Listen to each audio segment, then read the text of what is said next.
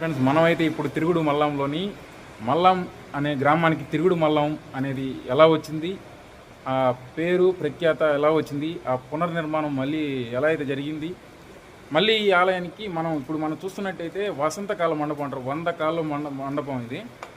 So ఇక్కడే తన కొడుకు ప్రాణ ప్రతిష్ఠ చేసిన రథం అయితే ఇది మనం ఇక్కడ చూస్తున్నాం. మీకు ఆ రథాన్ని కూడా, ఆ రథం నరికివేయబడ్డ కాళ్ళను కూడా నేను చూపిస్తాను. ఇప్పుడు ప్రజెంట్ వాన పడుతుంది, అయినా కూడా పర్లేదు, చూపిస్తాను. సో చూడండి, ఇదనమాట ఆ రథం. ఆ రథం మీరు చూసుకున్నట్టయితే ఇది దాని చక్రం అనమాట. సో ఇది గుర్రం, దీని కాళ్ళు అయితే చూడండి నరికేయబడ్డాయి. అది ఎందుకు నరికేశారు, దాని ప్రతి ఒక్క డీటెయిల్ కూడా చెప్తాను. సో ఫ్రెండ్స్, ఇది మనం ఇప్పుడు తిరుగుడు మల్లంకి అయితే వెళ్ళబోతున్నాం. ఇప్పుడు మనం మల్లం అంటే తిరుగుడు మల్లంకి అయితే వెళ్ళడానికి మనం ఫస్ట్ నాయుడుపేట నుంచి అయితే బయలుదేరాలి. మీరు చూస్తుంది నాయుడుపేట బస్ స్టాండ్ అయితే చూస్తున్నారు. అక్కడ రెండో బస్సు అయితే మందే. ఇప్పుడు ఆటో వెళ్తుంది కదా, ఆటో ముందు రెండో బస్సు అయితే మందే. దీని టికెట్ ప్రైస్ వచ్చేసి మల్లాంకి వెళ్ళడానికి 30 రూపాయలు అయితే తీసుకుంటారు. గుడి టెంపుల్ దగ్గర దింపేస్తారు. అది కూడా నేను మీకు చూపిస్తాను. నెల్లూరు నుంచి కూడా ఇక్కడికి వెళ్ళొచ్చు. పోతే ఇంకా తిరుపతి నుంచి కూడా ఇక్కడికి వచ్చి నాయుడుపేట నుంచి అయితే వెళ్ళొచ్చు. ఇంకా ఇతర రాష్ట్రాల నుంచి వచ్చిన వాళ్ళు కూడా ఒకవేళ దిగాలంటే ఇక్కడ దిగొచ్చు. విజయవాడ నుంచి వచ్చినా కూడా ఇక్కడ దిగి నాయుడుపేటలో దిగి, నాయుడుపేట కోట బస్ స్టాండ్లోనే ఉంటుంది. అంటే బస్ స్టాండ్లోనే కోట బస్ స్టాండ్ అయితే ఉంటుంది. ఆ మల్లం బస్సులు అయితే ఎక్కితే చాలు. ఇక చూస్తున్నారు కదా, టికెట్ అయితే 30 రూపాయలకి ఛార్జ్ చేస్తున్నారు. 30 రూపీసే ఓన్లీ. బస్సులో వెళ్తా ఉంటే ఫస్ట్ మనకు వచ్చేది కొత్తగుంట. ఇదే కొత్తగుంట. ఇక్కడ మీకు కనబడుతున్న రోడ్ నుంచి అయితే నేరుగా కోట నుంచి అయితే నేరుగా ఈ రోడ్లో కలుసుకోవచ్చు. డైరెక్ట్ నాయుడుపేటకి అయితే వెళ్ళాల్సిన పని అయితే లేదు. కోట నుంచి వచ్చే వాళ్ళు డైరెక్ట్గా కొత్తగుంటకి అయితే వచ్చి మీరు ఇక్కడ నుంచి అక్కడి నుంచి లెఫ్ట్ తీసుకున్నారంటే ఇది ఇప్పుడు బస్సు వెళ్తుంది కదా, ఈ రూట్లో అయితే నేరుగా వెళ్ళిపోవచ్చు మల్లంకి. సో ఇంకా ఇక్కడ ఏంటంటే ఇక్కడ పోయే 1 వే కాబట్టి చాలా కొంచెం జాగ్రత్తగా వెళ్ళడం మంచిది. 1 వే ఉంటుంది, 2 వే అయితే కాదు ఈ రోడ్డు. కొద్దిగా రోడ్డు కూడా కొద్దిగా అటు ఇటుగా ఉంటుంది. సో దాన్ని బట్టి మీరు చూసి డ్రైవ్ చేసుకుంటూ వెళ్ళడం మంచిది. బస్సులో వెళ్తే ఇంకా మంచిది, ఏ బాధ ఉండదు. అలా అయితే చేరుకోవచ్చు. ఈ రూట్ డైరెక్ట్గా మల్లం గుడికి వెళ్తుంది. ఇంకోటి ఏంటంటే యాత్రికులకి మెయిన్ అంటే ఎక్కువగా ఇష్టపడేది, నేను ఇప్పుడు టెంపుల్ గురించి అయితే మాట్లాడదలుచుకున్నా, కాకపోతే మీకు చెప్పాలని చెప్తున్నా. ఈ రూట్లో డైరెక్ట్గా వెళ్ళిపోతే మనకేంటంటే లైట్ హౌస్ వస్తుంది, అంటే బీచ్ వస్తుంది. ఇక్కడ నుంచి 35 కిలోమీటర్స్ ఉంటుంది. కొత్తగూడ నుంచి కూడా 35 కిలోమీటర్స్ ఉంటుందిలే మొత్తం. నేను మామూలుగా అయితే ఈ బీచ్ గురించి చెప్పదలుచుకోలేదు, కాకపోతే ఇంకా చెప్పాను కదా, చెప్పాలని అయితే చెప్తున్నాను. అంటే మీకు తెలియాలి కాబట్టి, ఇంకా ఏమీ లేవనుకుంటారేమో అనుకుని.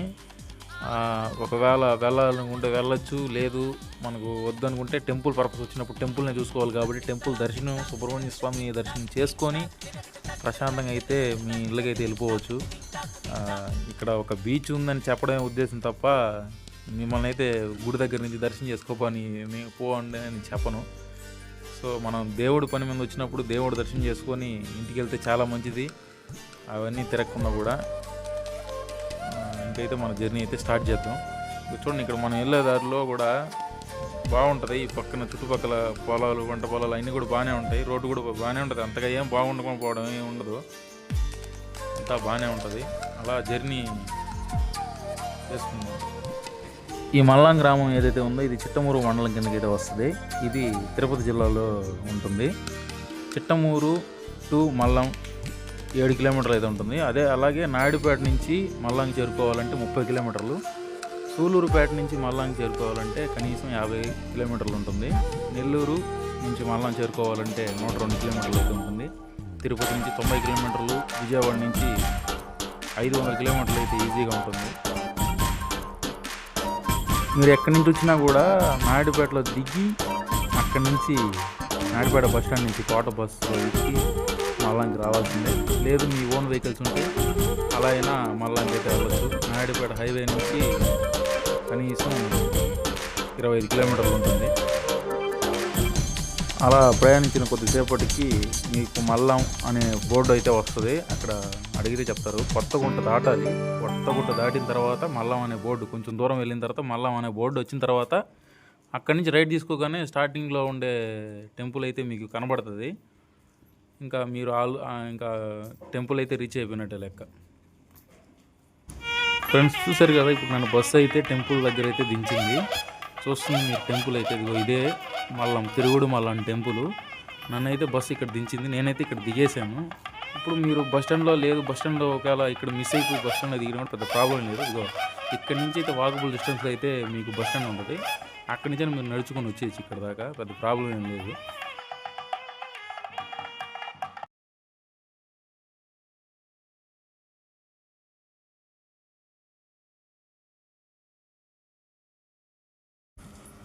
ఇక్కడ ఈ టెంపుల్ ముందు కనబడే ఒక రథం షెడ్ అయితే ఉంది కదా, ఈ షెడ్లో రథం అయితే ఉంటుంది. ఈ రథం ఉత్సవాలప్పుడు మాత్రమే బయట తీసి దాన్ని క్లీన్ చేసి బాగా అలంకరించి స్వామివారిని అయితే ఊరేగించడం అయితే జరుగుతుంది. కొద్ది రోజులు జరిగే ఆ ఉత్సవాలకి చాలా వేలాదిలో జనాభా అయితే వస్తారని ఇక్కడ స్థానికులు అయితే చెప్తా ఉన్నారు.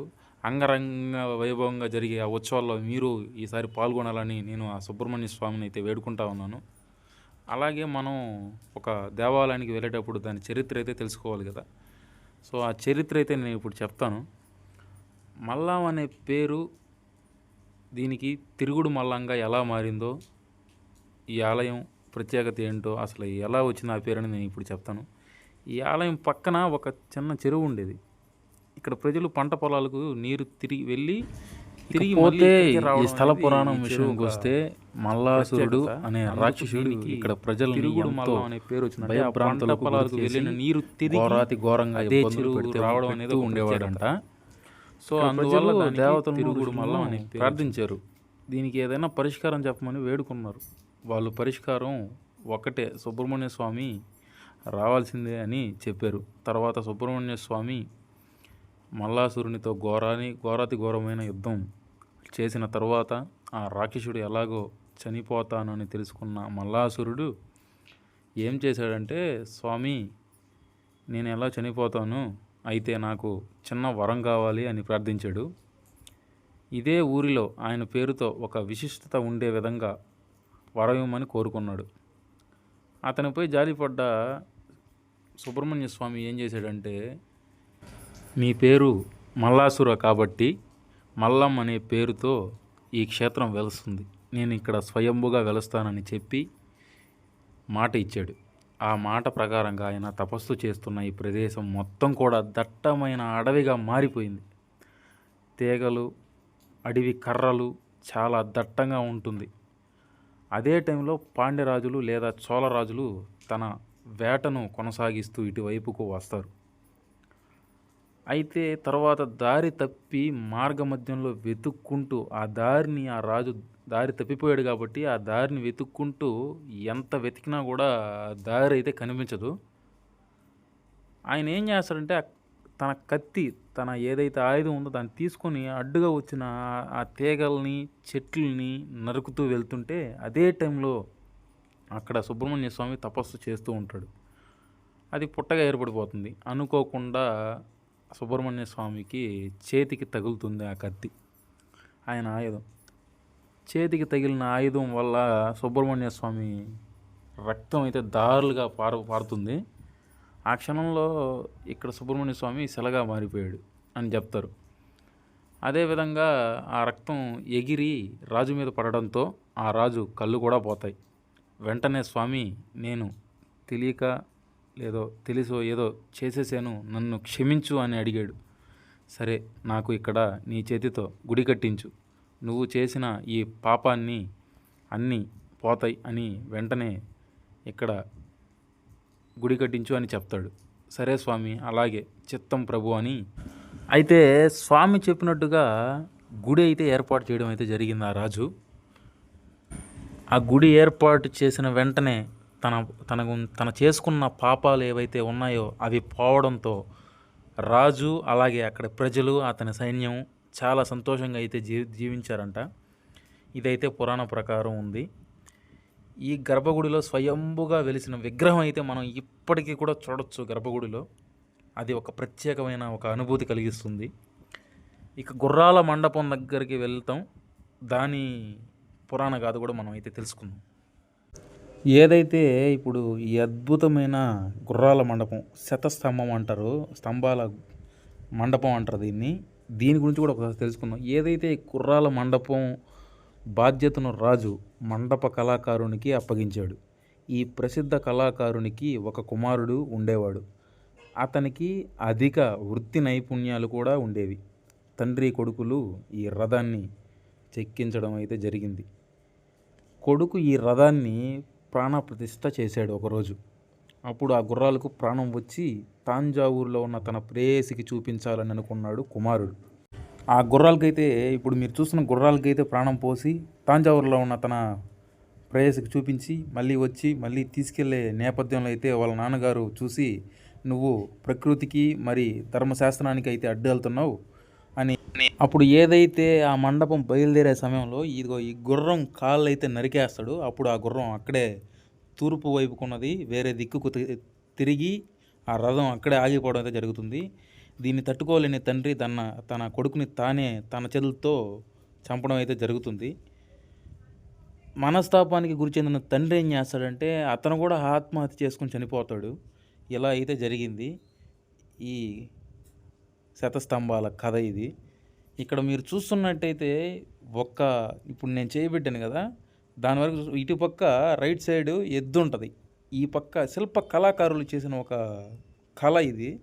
ఈ పక్క ఏనుగు, అదే మనం ఏనుగు తల అయితే మనం చేత్తో బాగా కప్పెట్టడం కానీ బాగా గమనిస్తే రైట్ సైడ్ అంటే మన కుడి పక్క ఎద్దు, నేను చేయబెట్టిండేది ఎద్దు, ఈ పక్క ఏనుగు రూపంలో అయితే ఒకే శిలగా అయితే దాన్ని అయితే చెక్కడం జరిగింది. ఇంత శిల్పకళ మన చరిత్రలో ఉందని తెలియడానికి ఇది ఒక పెద్ద నిదర్శనం. ఇంతటి శిలా నైపుణ్యాన్ని కలిగిన మన ప్రముఖులు, మన ప్రాచీన శిల్ప కళాకారులకు నా అభినందనలు మీ తరపున కూడా. చూడండి ఒకసారి ఎంత శిల్ప శైలి ఉంటే దీన్ని అంత వైభవంగా చెక్తారు. ఒకే శిల్పంలో ఒక ఏనుగుని ఒక ఎద్దుని చెక్కడం అంటే అది అప్పట్లో దాన్ని ప్రాణంగా పెట్టుకొని చేసిన ఒక శిల్పకళ అది. ఈ చక్రాలు కూడా చూడండి ఎంత బాగున్నాయి చూడండి. ఈ వెళ్ళే మార్గం అంటే ఆ రథం మీదకి వెళ్ళే మార్గం, మెట్లు కానీ, ఆ గుర్రం కానీ, ఈ పక్క గుర్రం కానీ. ఇప్పుడు మీరు ముందు పక్క చూస్తున్నట్టయితే ఇది శతస్తంభాల మండపం రథం కదా, దీనికి ముందు పక్క కూడా చాలా మహాభారత భాగవత సిద్ధాంతాలతో ఇక్కడ శిల్పాలను అయితే చెక్కడం అయితే జరిగింది. ఈ స్తంభాల మీద కూడా ప్రతిమ ఒక కళాకారుని నైపుణ్యం అనే చెప్పుకోవాలి. ప్రతి ఒక్కటి కూడా. ఈ గుర్రం చూసారా, ఈ గుర్రంకి అయితే కాళ్ళు నరకలేదు తను, ఆ పక్క గుర్రానికి నరికేశాడు. ఏదైనా ఒకటి ఆగిపోతే ఇంకోటి ఆగిపోద్ది కదా అని ఒక ఇదనమాట. ఆ పక్క గుర్రం ఇదైతే బాగానే ఉంటుంది, కాళ్ళు దానికైతే నరికేయడం అయితే జరుగుతుంది తన తండ్రి. సో దాన్ని తట్టుకోలేక తన కొడుకుని అయితే ఇందాక మనం అనుకున్నట్టు సంహరిస్తాడు. సంహరించిన తర్వాత కన్న కొడుకును చంపుకున్నానన్న ఒక బాధతో మనస్తాపానికి గురైన తండ్రి తను కూడా ఆత్మహత్య చేసుకొని చనిపోతాడు. అంతటి నైపుణ్యం ఈ శతస్తంభ మండపంకి అయితే ఉంది అనే మనం చెప్పుకోవాలి. ప్రాచీనంలో నుంచి వచ్చిన ప్రతి ఒక్క కళ, ప్రతి ఒక్క కథ మన చరిత్రకు ఎంతో ఒక నైపుణ్యం కలిగించిన ఈ శతస్తంభ గోపురం మండపం అనేది మనకు ఎంతో ప్రాముఖ్యత. అందులో మనకు ఈ జనరేషన్లో ఒక కళా నైపుణ్యం కలిగిన వీటి నుంచి మనం నేర్చుకోవాల్సినవి చాలా ఉన్నాయి. కాబట్టి మన తరాలు మనకు మిగిల్చిపోయారు.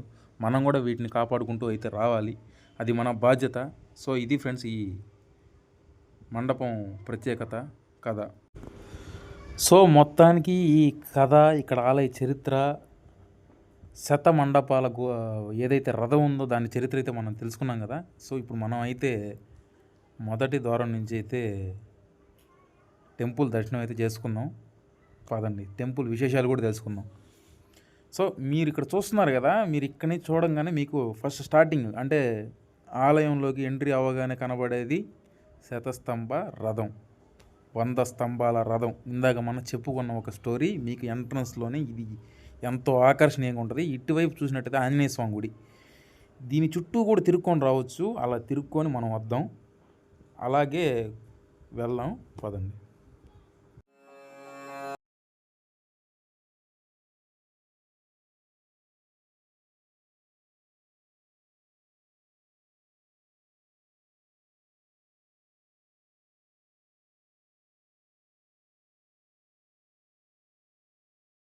ఇక్కడ చూసుకున్నట్టయితే శ్రీ వల్లి దేవసేన సమేత ధ్వజస్తంభం అయితే మీకు కనబడతా ఉంది. ఒకసారి దర్శించుకోండి.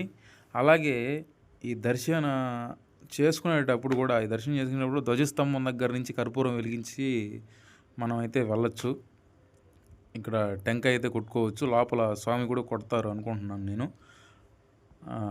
ఇకపోతే ధ్వజస్తంభం చూడండి ఎంత బాగుందో అసలు. ఎంత నైపుణ్యంగా ఈ ఆలయ కమిటీ ఒక రేకుల షెడ్డుతో కూడా చాలా జాగ్రత్తలు అయితే తీసుకుంటున్నారు. అంటే వానకు కూడా ఇక్కడికి వచ్చిన భక్తులకి ఏమి కాకుండా అంటే తడవకుండా, వాన పడ్డా కూడా తడవకుండా కూడా ఈ ఆలయ కమిటీ సభ్యులైతే చాలా జాగ్రత్తలు అయితే తీసుకుంటున్నారు. ఈ చుట్టుపక్కల లైన్ క్యూస్ కానీ ఇవైతే నాకు చాలా బాగా నచ్చాయి. చాలా బాగా అనిపించింది. అలాగే ఈ ఆలయానికి ఏమన్నా విరాళాలు అవి ఇవ్వాలనుకుంటే ఇవ్వచ్చు. గోపురానికి కూడా సహాయపడవచ్చు. ఇకపోతే ఇక్కడ ఇది పల్లెటూరు కదా, ఇక్కడ టెంకాయలు, కొబ్బరికాయలు ఇవన్నీ ఏం ఉంటాయో, అగరబత్తులు అవన్నీ ఉంటాయో ఉండవో అని అనుకోవద్దు. ఇక్కడ అంగడి ఉంది, ఇక్కడ కూడా దొరుకుతాయి.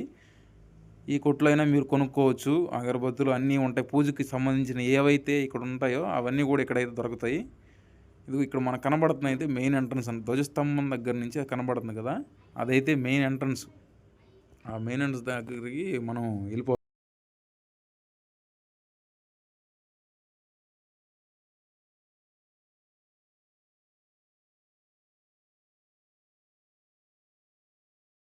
మల్లంలో ఉన్న సుబ్రహ్మణ్య స్వామిని దర్శించుకుంటే అంట చాలా కష్టాలు కూడా పోతాయి.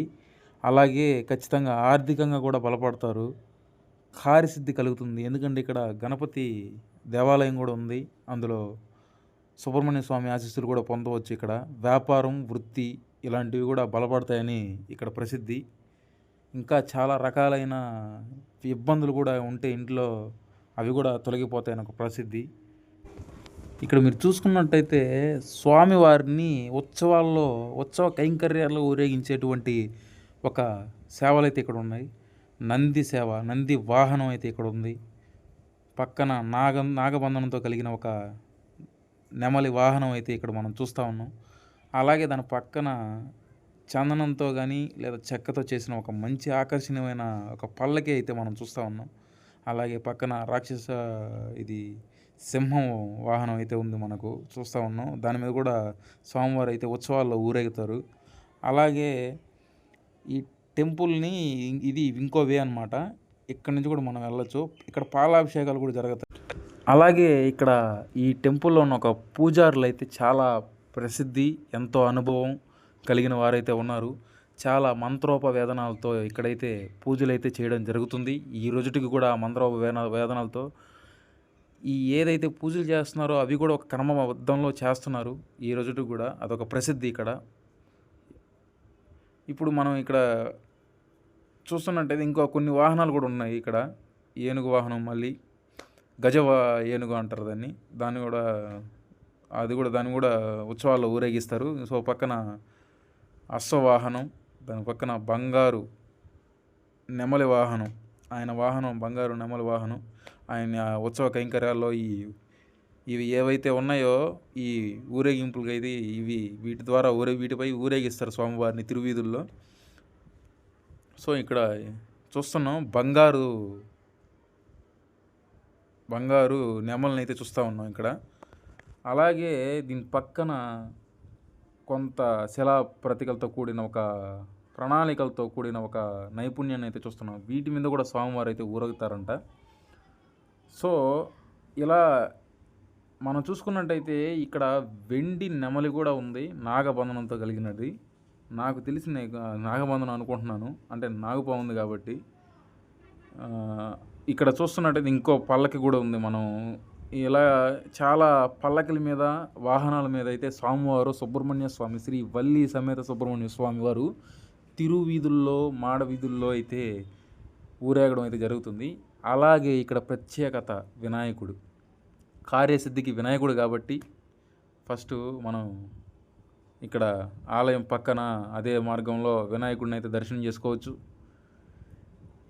ఇక్కడ మీరు ఒక బోర్డు అయితే చూస్తున్నారు. ఇక్కడ దీపాలు అయితే పెట్టకూడదని. ఎందుకంటే ఇక్కడ మనం ఎలాగైతే అలా పెట్టకూడదు, వాళ్ళని కనుక్కోండి. ఆలయ కమిటీ చాలా స్పష్టంగా అయితే స్పందిస్తూ ఉన్నారు. వాళ్ళు చాలా నెమ్మదస్తులు. ఇక్కడ పోతే ఇంకొక విషయం ఏంటంటే ఆలయ కమిటీ వాళ్ళు ఆలయాన్ని ఎప్పటి నుంచి కూడా కాపాడుతూ వస్తున్నారు. ఇప్పుడున్న ఆలయ కమిటీ వాళ్ళు కూడా ఈ గుడిని, ఈ టెంపుల్ ఏదైతే ఉందో ఈ పరిసర ప్రాంతాలు అనేది చాలా చక్కగా అయితే పెట్టుకున్నారు. ఎప్పటికప్పుడు క్లీన్నెస్ అంతా నీట్నెస్గా ఉంది.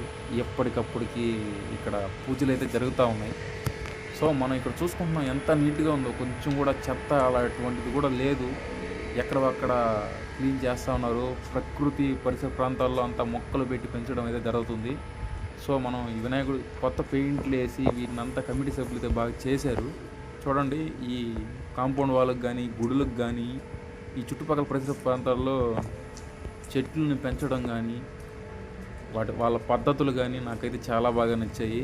సో ఇక ఇది పోతే ఇది కొత్తగా నిర్మించిన ఒక క్యూ లైన్ పద్ధతి అనమాట. వెల్డింగ్ చేయించి కమ్ముల్ని ఒక క్యూ లైన్ పద్ధతి, అంటే ఉత్సవాల్లో ఎక్కువ రద్దీ కలిగినప్పుడు తొక్కిసలాట జరగకుండా కమిటీ సభ్యులు ముందుగానే ఆలోచించి ఈ నిర్ణయాన్ని అయితే తీసుకున్నారు. ఆ నిర్ణయం అయితే నాకు చాలా బాగా అనిపించింది. నాకు ఒక్కసారిగా తిరుమల అయితే గుర్తొచ్చింది. తిరుమలలో కూడా సేమ్ ఇదే విధంగా ఉంటుంది. చక్కగా వాళ్ళు తడవకుండా ఒకవేళ వాన వస్తే ఇటువంటి పైన మ్యాట్ని కూడా కట్టడం జరిగింది. ఈ వెల్డింగ్ కూడా 2 లైన్లుగా చేశారు.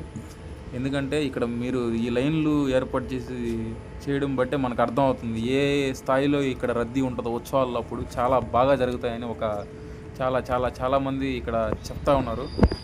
సో ఇక్కడ మనం చూస్తూ ఉన్నాం, ఆ గుడి పైన చూస్తూ ఉన్నాం మనం సుబ్రహ్మణ్య స్వామి బాలుడు రూపంలో ఉన్నటువంటి ఒక విగ్రహం. సో ఇంకా చూస్తున్నారు, ఎక్కడక్కడ ఎప్పుడు వాన పడ్డా పడకపోయినా కూడా ఇక్కడ క్లీన్నెస్ ఎప్పుడు క్లీన్నెస్గానే ఉంటుంది. నేను ఇదంతా ఎందుకు చూస్తున్నానంటే ఇక్కడ నేను వచ్చి చూశాను కాబట్టి, మీ వీడియో తీస్తున్నాను కాబట్టి, ఇక్కడికి వచ్చి చూశాను కాబట్టి నాకు తెలుస్తుంది. నేను ఎందుకు క్లీన్నెస్ గురించి చెప్తున్నానంటే నాకు అంత బాగా నచ్చింది. అలా కమిటీ సభ్యులు కానీ, పూజారుల పద్ధతులు కానీ, వాళ్ళ యొక్క నియమాలు కానీ, పూజా విధానం కానీ నాకు చాలా బాగా నచ్చాయి. సో ఇంక ఇలా పోతే ఇక్కడ కళ్యాణ కట్ట కూడా ఉంది. కళ్యాణ కట్ట ఉంది, అన్న ప్రసాద భవనం కూడా ఉన్నాయి. ఇక్కడ అన్న ప్రసాదం కూడా కట్టడం జరుగుతుంది. కళ్యాణ కట్ట అయితే ఉంది. ఈ మొక్కులు అయితే ఇక్కడ తీర్చుకోవచ్చు. పుట్ట కూడా ఉంది, పాముల పుట్ట. ఎప్పుడన్నా వచ్చి నాగల చవితికి అలాంటప్పుడు పావుల పుట్టలో పాలు పోసుకోవచ్చు. లేదు నాగ దోషాలు ఉంటే వచ్చి పాలు పోసి వాటి నుంచి విముక్తి పొందొచ్చు. ఇక్కడ మీరు చూస్తున్నారు, ఈ జమ్మి చెట్టు ఉంది కదా, ఈ జమ్మి చెట్టు ఏదైతే ఉందో ఇది చాలా పురాతనమైంది. ఈ జమ్మి చెట్టుకి అయితే ముడుపులు కట్టిన వారి ముక్కులు ఖచ్చితంగా 100% తీరుతాయని ఒక నమ్మకం. అంటే బయట అంతా చెట్లు, జమ్మి చెట్లు ఉంటాయి, అక్కడ కౌసు మునీశ్వరుడు అంటారు, ఏదేదో అంటారు. గుడుల్లో కౌసు పెట్టరు, అది అందరికీ తెలిసిందే. సో మనకి చూస్తున్నాం కాబట్టి ఎన్ని ముడుపులు ఉన్నాయో వీళ్ళందరి కోరికలు నెరవేరాయి కాబట్టి ఇక్కడికి వచ్చి ముడుపులు కడతారు. అదొక నమ్మకం, దేవుడి ముందు ఉండే ఒక నమ్మకం. అలాగే ఎవరైతే ఇక్కడికి వచ్చి మొక్కుకుంటారో వాళ్ళు ఖచ్చితంగా కూడా కోరికలు అయితే ఈ జమ్మి చెట్టుకి ముక్కుగా కట్టిన ముడుపులు చూస్తూ ఉన్నాం మనం, ఎంత చక్కగా కట్టినారో. ఆ ముడుపులు కూడా కట్టడం వల్ల ఆ కోరికలు అయితే నెరవేరుతాయి. ఇంకపోతే ఇక్కడ స్వామివారిని ఊరేగించే రథాలు అయితే మనం చూస్తూ ఉన్నాం. ఒకసారి చూడండి ఎంత బాగా ఉన్నాయో. ఇవైతే ఈ రథాలు కూడా స్వామివారి ఉత్సవ కైంకర్యాల్లో ఉపయోగించే ఒక రథాలు ఇవి. సో మనం ఇక్కడ చూస్తూ ఉన్నాం, నవగ్రహ దోష నివారణ అయితే ఇక్కడ జరుగుతూ ఉంది. ఇక్కడ నవగ్రహానికి సంబంధించిన ఏదైతే గుడి కూడా ఇక్కడ ఉంది ఈ దేవాలయంలో. ఇంకా చాలా దోషాలు అయితే పోవడానికి ఉన్నాయి. ఒకసారి మీరు ఇక్కడ విజిట్ చేసి చాలా దోషాలు, నవగ్రహ దోషాల దగ్గర నుంచి ప్రతి ఒక్క దోషం అయితే ఇక్కడ నివారణ జరుగుతుంది. ఇక్కడ వాటికంటూ ప్రత్యేక పూజలు అయితే జరుగుతున్నాయి. ఇప్పుడు మీరు చూస్తూ ఉన్నారు, అవి కూడా నేను చూపిస్తాను, లైవ్లో చూపిస్తాను. అది కూడా ఇది పోతే మనకు ఎదురుగా ఒక ధ్వజస్తంభం కనబడుతుంది కదా, దాని ఎదురుగా శివాలయం అయితే ఉంటుంది. ఆ టెంపుల్లో అయితే కోమలేశ్వర స్వామి ఉంటాడు. సో ఆ స్వామిని మనం తర్వాత దర్శనం చేస్తున్నాం. ఫస్ట్ ఈ నవగ్రహ శాంతి దోషం మీరు చూడండి ఎలా చేస్తున్నారు. పూజారి ఎంత చక్కగా చేస్తున్నారంటే అంత చక్కగా చేస్తున్నారు. ఆ పూజా విధానం నాకు చాలా బాగా అయితే నచ్చింది. ఇలా చేసుకోవడం వల్ల మీ యొక్క దోషాలకి ఖచ్చితంగా అయితే పోతాయి. మీ అలాగే శని భగవంతుడి నుంచి విముక్తి అయితే పొందొచ్చు ఇక్కడ పూజ చేయించుకోవడం ద్వారా. సుబ్రహ్మణ్య స్వామి టెంపుల్ కాబట్టి ఇంకా చాలా మంచిది. మీరే ఒకసారి వినండి స్వామి ఎంత చక్కగా పూజ అయితే చేస్తారు. ఇది ఏరో దక్షిణ విభాగే కృష్ణా కావేరి ఆగ్నేయ లోకధారి అభ్యర్థమాన దక్షిణాయన కృష్ణవర్ష హిందువాస్తాయాం మందవాస్తాయాం సునక్షత్ర శోభయోగయం విజయ సంస్కృతాచార్య శ్రీమాన్ శ్రీమతి పగడిపల్లి మదనపల్లి గోత్రోద్భవస్య అమ్మాయి పేరు సర్వాణి నామదేశ్య సహ కుటుంబస్య సభాం చెప్పం అస్మాకం సహ కుటుంబానాం క్షేమ స్థైర్య విజయ యావయ ఆయు ఆరోగ్య ఐశ్వర్యాది ఉద్యస్తం మమ మమ శనేశ్వర గ్రహదోష నివారణమస్తు సకల విద్యా సరస్వతి అల సిద్ధార్థం ఆదిత్యాది నవగ్రహ శనేశ్వర గ్రహదోష నివారణమస్తు నమస్కార సమ్మన్ సంవత్సరం అధికపెట్టు నమస్కార సమ్మన్ సంవత్సరం కయా నక్షత్రాతి సదావద కేతు కుర్మన పేసో అర్యపేతే సంసత్తుర్య కృష్ణేన శవర్తమాందే నిరంటేన సవితాదేన తేన యాచుకునం అత్యాయ సుస్మేత స్వాగతం భవ చేతుపట్టు చేతు కుదిగలిగేతు అత్యాయ సుస్మేత స్వాగతం భవ ఆచార్యేణ స్వామేమిందది గ్రహణకాల్ విష్ణు సంసరం కాగతాసనానికి తస్మాదిజ్ఞా సర్వధాత సామాది చండాగతునే తస్మాత్ తస్మాత్ యథా జయ కుసుమశ్లోకం బహురాదా శ్రీరామనోడ్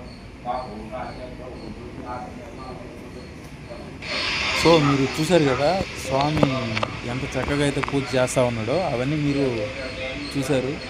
ఇక్కడ శివుడిని అయితే మళ్ళీ మనం ఇప్పుడు దర్శనం చేసుకున్నాం. అలాగే ఈ చెట్టుకు కూడా ముడుపులు కట్టున్నారు చూడండి. ఈ చెట్టుకు కూడా అయితే ఇక్కడ స్వామిని అడిగి ఏ చెట్టుకి అయితే మీరు కట్టాలనుకుంటున్నారో ఆ చెట్టుకి ముడుపు కట్టండి, మీరు మొక్కుకోండి, ఖచ్చితంగా మొక్కులు అయితే ఖచ్చితంగా తీరుతాయి అని ఇక్కడ చాలా చాలా ప్రసిద్ధి. అసలు మన తెలుగు రాష్ట్రాల్లో ఎవరికి తెలియదు ఇటువంటి కథ ఉంది. ఇక్కడ ఒక రథం ఉంది, దానికి ప్రాణ ప్రతిష్ఠ చేసిన ఒక కథ ఉంది. ఇలాగే ఇంత పురాతనమైన ఒక రథానికి సంబంధించిన ఒక ప్రత్యేకమైన ఒక సుబ్రహ్మణ్య స్వామి కథ ఉందని అసలు ఎవ్వరికీ కూడా తెలియదు. ఇది చాలా పురాతనమైన ఒక కథ, అలాగే నిజం. ఈ టెంపుల్కి వచ్చి దర్శనం చేసుకోండి, ఖచ్చితంగా మీకైతే మంచి ఫలితాలు అయితే ఉంటాయి. ఇక్కడ చూడండి శివుడు గుడి, ఇది శివుడి టెంపుల్. ఇక్కడ మనం చూస్తున్నాం, శివుడిని దర్శనం అయితే చేసుకోండి. అలాగే సుబ్రహ్మణ్య స్వామి టెంపుల్ లోపలికి అయితే అలో లేదు కెమెరా, అందువల్ల నేను చూపించలేకపోయాను. ఇక్కడ సో మీకు ఇంకోటి కూడా ఉంది, ఇక్కడ చూడండి మీరు. ఇది కళ్యాణ మండపం. ఎవరైతే ఇక్కడ పెళ్ళి చేసుకోవాలనుకుంటున్నారో ఇక్కడ ఆ పెళ్ళికి సంబంధించిన ఒక పెళ్ళి పందిరి కూడా మనం చూస్తూ ఉన్నాం. ఎంత చక్కగా వాళ్ళు ఒక స్టేజ్ లాగా ఉపయోగించి దాన్ని చేశారు కమిటీ సభ్యులు, దేవాలయానికి సంబంధించిన వాళ్ళు. అక్కడ వాళ్ళని అడిగి బుక్ చేసుకోవచ్చు ఆ కళ్యాణ మండపం. అక్కడ పెళ్లి చేసుకుంటే చాలా మంచిది అని కూడా చెప్తా ఉన్నారు. ఇక్కడ ఎదురుగా చిన్న గుడి చూడండి, ఇది కూడా కాలభైరవ స్వామి ఉంటారు ఇక్కడ. ఈయన మనకు చాలా, ఇది కాలభైరవ స్వామి టెంపుల్. ఇది ఈ గుడిని కూడా దర్శనం చేసుకోవడం వల్ల మనకు కాలభైరవుడు యొక్క అనుగ్రహం అయితే కలుగుతుంది ఖచ్చితంగా. సో ఇది ఇంకా ఇలా అంటే ఇది ఒక ప్రదక్షిణ అన్నమాట. ఈ ప్రదక్షిణ చేసుకొని వచ్చి ఇదిగోండి ఈ రథం వెనక భాగం ఇది. ఇప్పుడు మీరు చూసుకోవచ్చు ఈ శిల్పకళ ఏదైతే ఉందో ఈ చుట్టుపక్కల, ఈ రథానికి సంబంధించి చుట్టుపక్కల కూడా ఎక్కడ అణువు పోకుండా కూడా అయితే చెక్కడం అయితే జరుగుతుంది. ఏనుగుల్ని కింద ఎప్పుడు ఎందుకు పెడతారంటే, నేను తెలుసుకున్న విషయం ఏంటంటే ఏనుగుల్ని కింద పెట్టండి. ఏనుగులు అంటే బలం. అక్కడ చాలా రథాల కింద మనం చూస్తాం ఏనుగుల్ని అయితే చెక్కడం అయితే జరుగుతుంది. ఏనుగులు అంటే బలం, ఆ బలాన్ని తట్టుకొని నిలబడేవి ఏనుగులు, అందువల్ల ఏనుగు విగ్రహాలు అయితే చెప్తారు.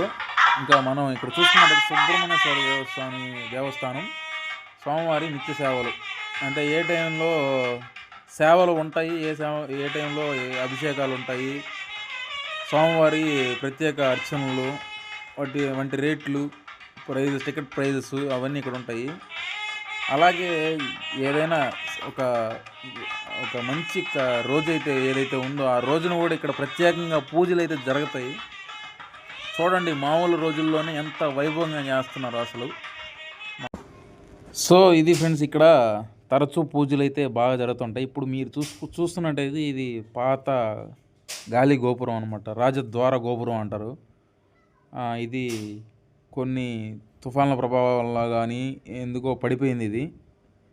సో దీనికి ఎవరన్నా విరాళాలు ఇచ్చే పని అయితే ఇవ్వచ్చు. స్వామివారికి ఇస్తే మంచిది. నా వీడియో ద్వారా చెప్దాను ఒక ఉద్దేశంతో చెప్తున్నాను. చాలా మంచిది కూడా. ఈ గోపురానికి సహాయపడి మీరు స్వామివారి కృపకు పాత్రులు కావాలనేసి నేను కోరుకుంటున్నాను. ఎందుకంటే మనం అప్పటి చోళరాజులు నిర్మించారు, లేదా శ్రీకృష్ణదేవరాయలు గారు ఒక నిర్మించిన గోపురం, ఇలా ఎలాగైతే ఇప్పుడు మనమైతే చెప్పుకుంటున్నాం అలాగే మీ పేర్లు తరాల్లో నిలిచిపోతాయి. ఈ గోపురానికి తోడ్పడండి దయచేసి. ఇంతటి వైభోగం ఉన్న ఈ ఆలయానికి గోపురం ఉంటే ఇంకా చాలా చాలా చాలా బాగుంటుందని నా ఉద్దేశం. అలాగే ఇలా చేయడం ద్వారా, ఇలా గోపురాలకి సహాయం చేయడం ద్వారా మీ తరాల వరకు సుబ్రహ్మణ్యేశ్వర స్వామి ఆశీస్సులు ఖచ్చితంగా ఉంటాయి. ఇది నేనైతే లాస్ట్లో చెప్తున్నాను. అంటే ఎందుకంటే మీరు లాస్ట్ దాకా చూస్తారని ఒక అభిప్రాయం వీడియో. సో ఎవరన్నా సహాయం చేసే పని అయితే కమిటీ వాళ్ళని కలవండి. వాళ్ళ ద్వారా ఈ గోపురానికి అయితే ఏదో ఒక చేయందే గోపురం నిర్మాణం అయితే అవ్వదు కదా ఏదైనా కూడా. ఈ గోపురానికి ఎవరైతే విరాళాలు ఇవ్వాలనుకుంటున్నారో వాళ్ళు ఒకసారి నేను చెప్పినట్టుగా కమిటీ వాళ్ళని కలవండి. ఆలయ కమిటీ సభ్యులు ఉన్నారు, చాలా పద్ధతి గలవారు. నాకు తెలిసి అసలు ఇంతటి వైభోగాన్ని ఇంకా కూడా కొనసాగిస్తున్నాం ఈ కమిటీ సభ్యులకు. ముఖ్యంగా నాకు ఈ వీడియో తీసుకోవడానికి పర్మిషన్ ఇచ్చిన దేవాలయంలో ఉన్నటువంటి కొంతమంది సభ్యులు, అలాగే కార్యనిర్వాహకులు, దేవాలయ కమిటీ సభ్యులకు నా శిరస్సు వంచి నమస్కరిస్తున్నాను. ఎందుకంటే ఎంతటి ప్రాచీన ఆలయాన్ని నా ద్వారా మీ అందరికీ చూపించడానికి పర్మిషన్ ఇచ్చినటువంటి ఈ మహానుభావులకు ఇలా చెప్పుకోవడం అనేది నాకు తెలిసి తప్పు కాదు. ఎందుకంటే అది చాలా పుణ్యం కార్యం కాబట్టి చాలామందికి 10 మందికి తెలియాలి కాబట్టి, ప్రాచీన కాలం అంటే మనకు తెలియాలి కాబట్టి వాళ్ళు పర్మిషన్ అయితే ఇవ్వడం జరిగింది. ఒకవేళ రాజగోపురానికి సహాయం చేసేవాళ్ళు కమిటీ సభ్యులను కలవండి, లేదా గుడిలో ఉన్న సభ్యుల్ని కలవండి. వాళ్ళని కలిసి ఈ గోపుర మహోన్నత కార్యానికి కార్యసిద్ధులు కండి, సుబ్రహ్మణ్య స్వామి ఆశీస్సులు పొందండి. సో ఫ్రెండ్స్, ఇది ఇవాళ ట్రావెలింగ్. నేను మీ యశ్వంత్ HD ట్రావెలర్. దయచేసి నా ఛానల్ని సబ్స్క్రైబ్ చేసుకోండి. ఈ వీడియో నచ్చినట్టయితే ఒక లైక్ చేయండి. బెల్ ఐకాన్ మాత్రం ఖచ్చితంగా క్లిక్ చేసి పెట్టుకోండి, ఎందుకంటే నా వీడియోలు మీకు వస్తాయి. Until then bye.